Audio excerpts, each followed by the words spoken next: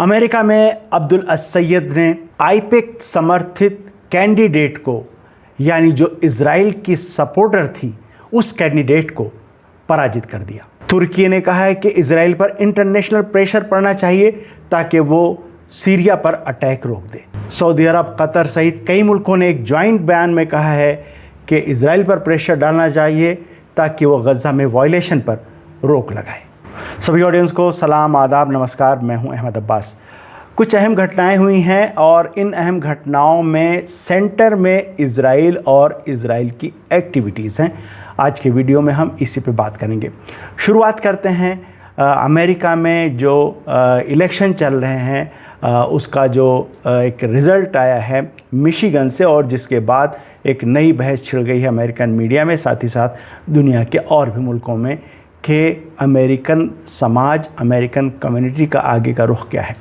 तो हुआ यह है कि एक अहम कैंडिडेट ने, जिनका नाम है अब्दुल रहमान अस्सैयद, उन्होंने ये पब्लिक हेल्थ से जुड़े रहे हैं और उन्होंने, और ज़्यादा उम्र भी नहीं है, जवान है, 41 साल के, और उन्होंने जो पराजित किया है जो इलेक्शन, प्राइमरी जो इलेक्शन है, ये डेमोक्रेटिक पार्टी के सीनेट के जो प्राइमरी इलेक्शन में उन्होंने जो पराजित किया वो आईपेक द्वारा समर्थित कैंडिडेट थी हेली स्टीवंस। और मज़े की बात यह है कि हेली स्टीवंस के प्रचार के लिए $60 मिलियन से ज़्यादा की रकम खर्च की गई थी। और ये कहा जा रहा है कि अलसैयद ने जो शिकस्त दी है, तो अलसैयद का जो कैंपेन पर खर्च है वो 9 के मुकाबले में 1 है। यानी अगर इनके ख़िलाफ़ जो कैंडिडेट थे उन्होंने जो पैसे खर्च किए वो एक अगर सर्टेन अमाउंट था, तो उसका 9वां हिस्सा वो था जो अलसैयद ने खर्च किया। अहम बात इसमें यह है कि अलसैयद खुल के गज़ा में इसराइल के हाथों जारी जेनोसाइड का विरोध करते रहे, और इलेक्शन जीतने के बाद भी उन्होंने फिर से विरोध किया। अमेरिकन टीवी चैनल्स पर जो उन्होंने बात की उसमें अपने रिएक्शन में साफ साफ उन्होंने ये बात कही। अलबत्ता उन्होंने ये भी क्लियर किया कि हम यहूदियों के ख़िलाफ़ नहीं हैं, लेकिन जो ज़ायनिस्ट जो जेनोसाइड कर रहे हैं, इजराइल जो जेनोसाइड कर रहा है, या नेतन्याहू जो जेनोसाइड कर रहे हैं, हम उसका विरोध करते हैं।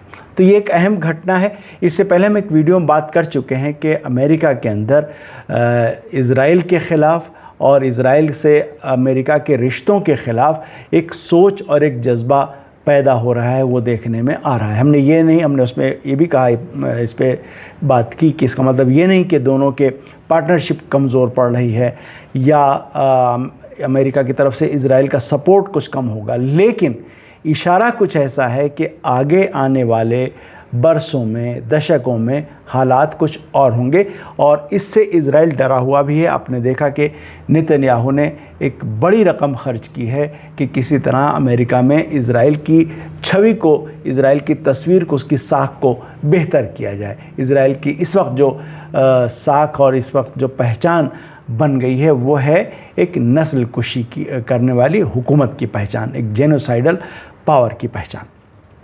एक वाक़या तो ये हुआ है, और इस पे ज़ाहिर है, अच्छा सिर्फ यही नहीं है, ये मिशिगन की सिर्फ बात नहीं है, बल्कि इसके साथ ही साथ न्यूयॉर्क का भी एक इलेक्शन, उसमें भी ये देखने में आया कि जो इजराइल की इन गतिविधियों के ख़िलाफ़ जो बयान देने वाले और बात करने वाले कैंडिडेट थे उनको कामयाबी मिली इलेक्शन में। तो इससे जो वोटर्स हैं उनका एक मूड पता चल रहा है। अलबत्ता ममदानी के इलेक्शन से ही ये बात बहुत ज़्यादा चर्चा में थी, और पहले से भी ये बात हो रही थी कि वहाँ पर लोगों का मूड बदल रहा है। प्रोटेस्ट वगैरह जो यूनिवर्सिटीज़ में हुए वो अपनी जगह एक अटल सच्चाई है। आप जानते हैं कि क्या स्थिति, और अमेरिकन इस्टेब्लिशमेंट इससे निपटने की बहुत कोशिश कर रहा है, और अपने तौर पर जहाँ तक हो सक रहा है वो कोशिश कर रहा है कि किसी तरह से जो लोगों की ये सोच है, जो लोगों का ये जज्बा है, इसको कंट्रोल किया जाए, इसको किसी और रुख पर ले जाया जाए। लेकिन आप ये इसमें भूलना नहीं चाहिए किसी को भी कि अमेरिका के अंदर इजराइल का जो सपोर्ट है, और सपोर्ट के लिए जो मैकेनिज़्म तैयार किया गया है, जो टूल्स हैं, बहुत मज़बूत हैं। यानी सिर्फ आईपेक नहीं है, बल्कि एक बहुत बड़ी कम्युनिटी है जिसको कहते हैं ज़ायनिस्ट क्रिश्चियंस, यानी वो ईसाई जो अपने को ज़ायनिस्ट नज़रिए का मानते हैं। इसका एक धार्मिक सोच भी इसके अंदर पोशीदा है इससे उसकी बुनियाद पर, और फिर कई पहलू इसके और हैं। तो इस सोच के लोग काफ़ी ज़्यादा हैं वहाँ पर और मौजूद हैं, बहुत ज़्यादा एक्टिव हैं। उसके अलावा ब्यूरोक्रेसी में, पॉलिटिक्स में, इंटेलिजेंस में, डीप स्टेट की जब बात आ जाए तो वहाँ पर इज़राइल का सपोर्ट काफ़ी ज़्यादा है, काफ़ी मजबूत है। तो ये सूरत हाल थी। अब इस बीच में कुछ और वाक़यात हुए। एक अहम वाक़या इसमें यह हुआ है कि टर्किश फॉरेन मिनिस्टर हाकान फ़िदान ने एक बयान दिया है। वो सीरिया में जो जौलानी, अबू मोहम्मद जौलानी की गवर्नमेंट है, उसने जो अपॉइंट किया है, असद अल शैबानी विदेश मंत्री उन्होंने रखा है। आप जानते हैं कि अबू मोहम्मद जौलानी जो अहमद शराबाद में उन्होंने अपना नाम ऐलान कर दिया है, अन-नुसरा फ्रंट के सरगना रहे हैं। अन-नुसरा फ्रंट को उन्होंने वहाँ पर लीड किया, अलकायदा की गतिविधियाँ अंजाम दी, उसको लीड किया। बाद में डोनाल्ड ट्रंप ने और इज़राइल ने और बाकी और तुर्की का रोल बड़ा अहम था, कतर का रोल अहम था, इनको सीरिया की सत्ता में पहुँचा दिया, बशार असद की हुकूमत गिरा दी। खैर, अब इन्होंने ये बयान, तो मुलाकात थी अल शैबानी से, तुर्की के विदेश मंत्री की। उन्होंने बयान ये दिया कि इंटरनेशनल प्रेशर इज़राइल पर आना चाहिए और पड़ना चाहिए ताकि वो सीरिया के अंदर अपने हमले रोक दे। एक बात उन्होंने बड़ी अहम कही, बड़ी अहम का मतलब है कि इस पे सोचने की ज़रूरत है। उन्होंने कहा कि फ़िदान ने कहा कि Syria has contributed to maintaining regional stability throughout the US Israel war on Iran के ख़िलाफ़ जब अमेरिका और इज़राइल की जंग चल रही थी तो रीजनल स्टेबिलिटी को कायम रखने में सीरिया ने रोल अदा किया था। सीरिया का क्या रोल था उस जंग में? सीरिया ने अपने आसमान खोल दिए थे, और आसमान खोल दिए का मतलब ऐसा नहीं कि आसमान उसके अख्तियार में था। उसके इज़राइल और अमेरिका के फाइटर जेट्स ये आसमान इस्तेमाल कर रहे थे सीरिया का, और उसको कोई एतराज़ नहीं था। इस जंग में इस्तेमाल कर रहे थे इज़राइली और अमेरिकन फाइटर जेट्स सीरिया का आसमान, और उसको कोई एतराज़ नहीं था। पूरी तरह से सपोर्ट किया।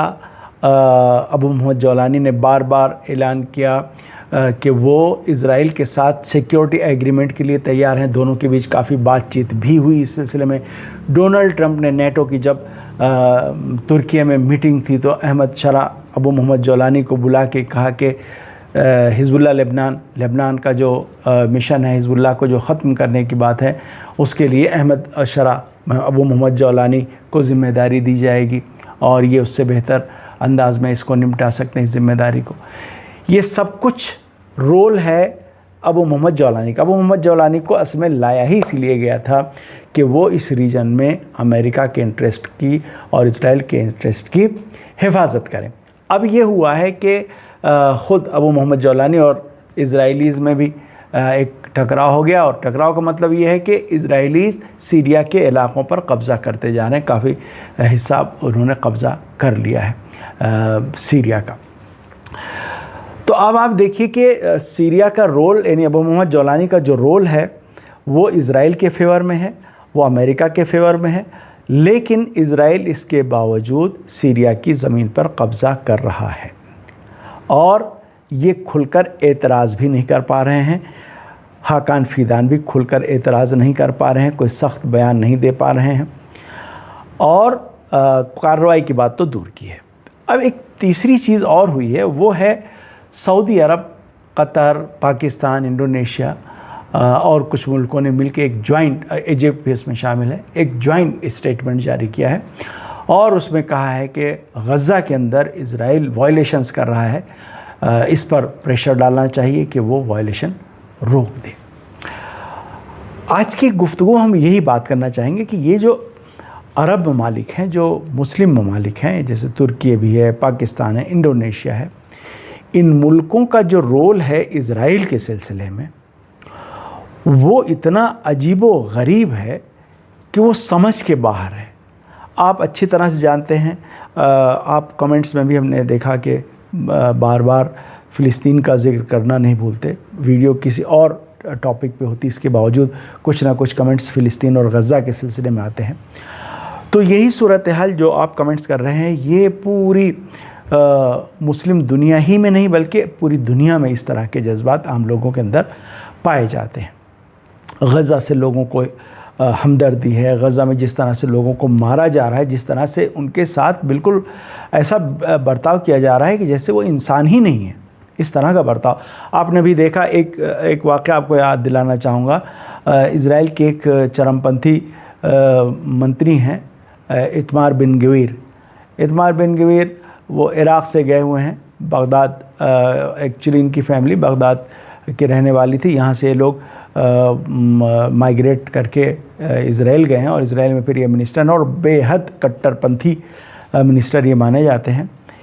इन्होंने एक प्रोजेक्ट ये शुरू किया कि जिन जेलों में फ़िलिस्तीनी कैदियों को रखा जा रहा है, उन जेलों के चारों तरफ उन्होंने खाई खुदवाई और उनमें खाइयों में ये प्लान लेके आए कि इसमें हम पानी भर देते हैं, फिर उसके बाद हम इसमें मगरमच्छ रखेंगे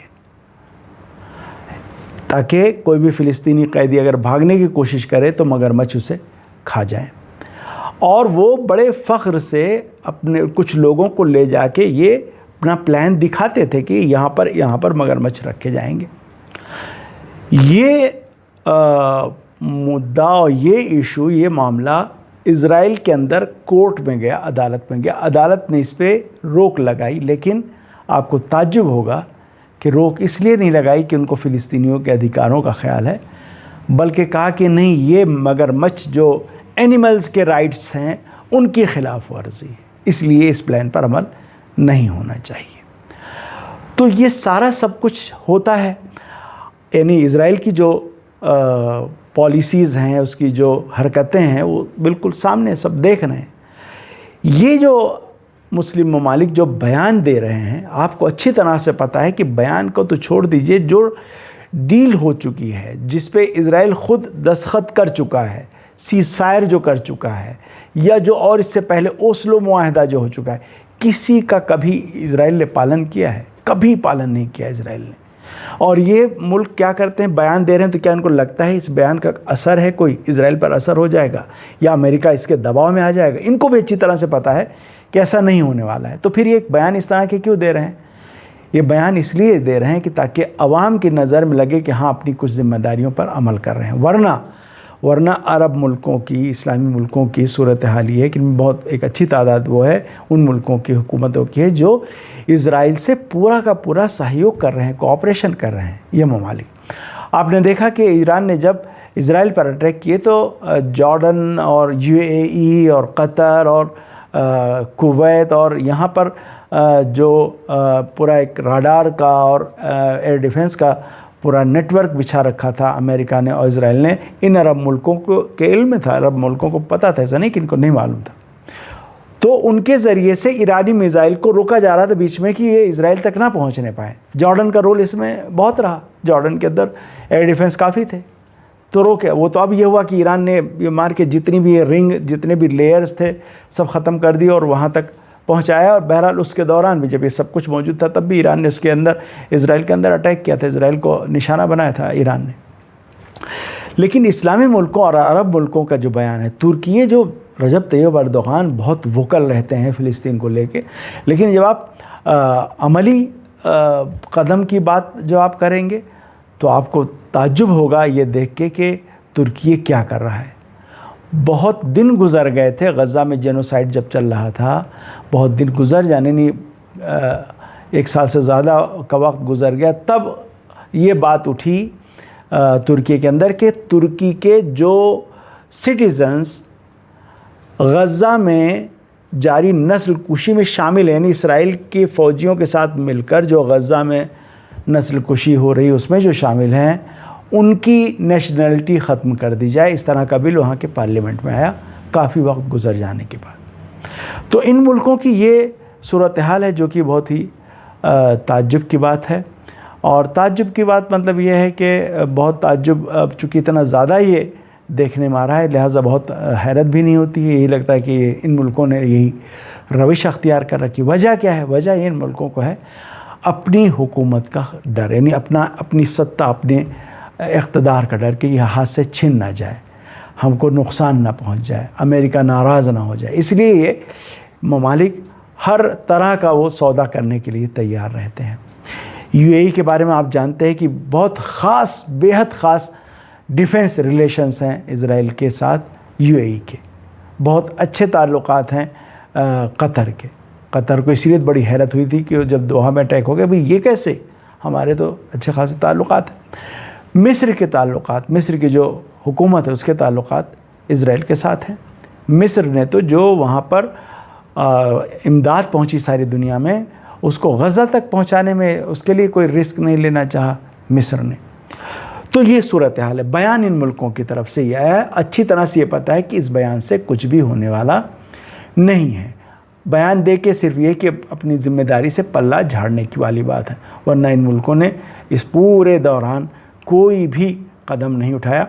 यूएई की बात तो आपको याद दिलाना चाहूँगा कि यूएई के जो एम्बेसडर हैं अमेरिका में, यूसुफ अल उतैबी, उन्होंने गज़ा को खाली करा के और वहाँ जो एक नया शहर बसाने की बात डोनाल्ड ट्रंप ने की थी, उसके सपोर्ट में बयान दिया था और कहा था इससे बेहतर तो कोई ऑप्शन हो ही नहीं सकता।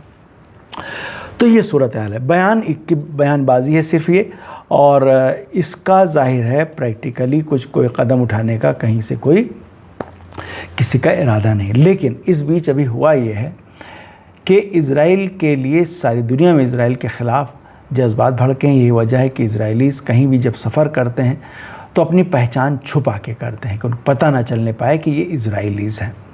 अमेरिका के अंदर जो कुछ हालात पैदा हुए, हमने एक मुख्तसर ज़िक्र इससे पहले किया।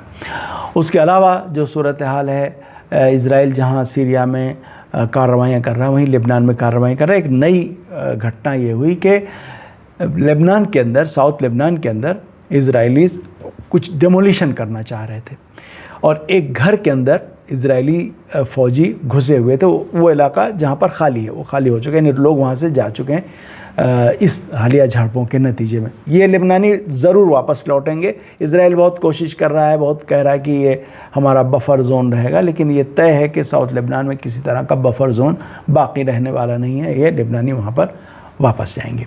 बहरहाल इस वक्त जो अभी वहाँ बमबारी को देखते हुए वहाँ से लोग हटे हुए थे, वहाँ पर एक घर को शायद गिराना चाह रहे थे इज़राइलीज़ या क्या करना चाह रहे थे, लेकिन नहीं मालूम, मगर घर के अंदर इज़राइली फ़ौजी थे और उसी वक्त वहाँ धमाका हुआ जिसमें कम से कम दो इज़राइली फ़ौजी मारे गए और 9 ज़ख्मी हुए। उनमें से भी कुछ की हालत काफ़ी गंभीर बताई जाती है।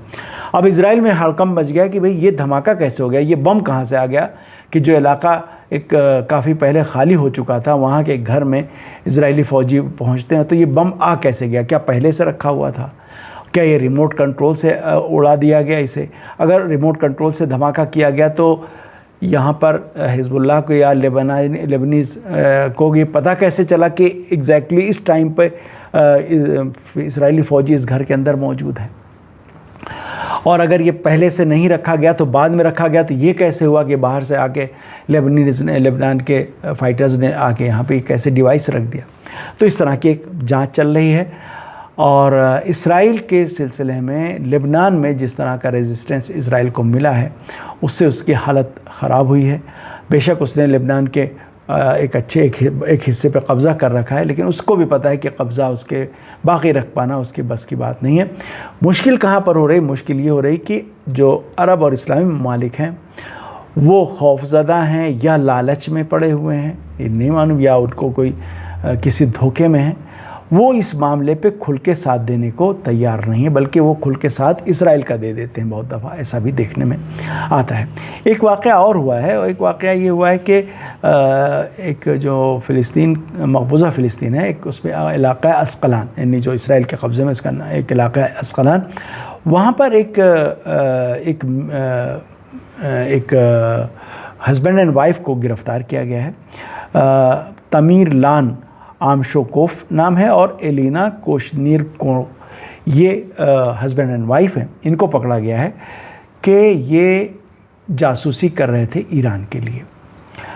इस बार ये हुआ, यानी हालिया जो जंग हुई उसमें एक चीज़ ये हुई कि ईरान ने जो अटैक किए इसराइल पर, उनमें कुछ अटैक ऐसे थे कि ड्रोन से अटैक हुए और वो ड्रोन इसराइल के अंदर ही से उड़ा, यानी वहाँ से वो ऑन किया गया और वो उड़ा और उसके बाद कंट्रोल उसे किया गया ईरान के अंदर से। तो इस पर एक बहस ये चल गई कि ईरान बहुत ज़्यादा मज़बूत, इसराइली इंटेलिजेंस की जो घेराबंदी है बड़ी मज़बूत रहती, इसके बावजूद ईरान वहाँ पर नक़ब लगाने में, सेंध लगाने में कामयाब हुआ। अब ये 2 लोग गिरफ़्तार किए गए हैं और इनके लिए ये है कि इसराइली अधिकारियों के बारे में, इसराइल के जो इंटेलिजेंस और जो सिक्योरिटी के ऑर्गेनाइजेशन है, उनकी जो इमारतें और उनसे जुड़े इंस्टीट्यूशंस थे, उनकी लोकेशन वो ईरान को बेच रहे थे, पैसे से बेच रहे थे। तो ये एक चीज़ इस बार रही कि हमेशा इज़राइल जासूसी में बहुत कामयाब माना जाता है और ये इस बार देखने में आया कि ये वाक़या जो हुआ है, इससे पहले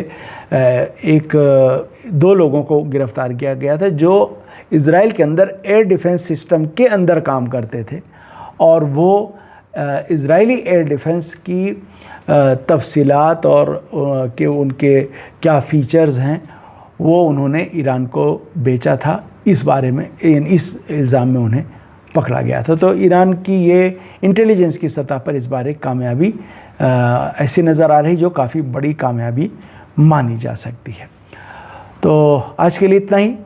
अगली वीडियो में और जो अपडेट्स होंगे उनके बारे में आपको बताएंगे। तब तक के लिए इजाज़त दीजिए। खुदा हाफ़िज़।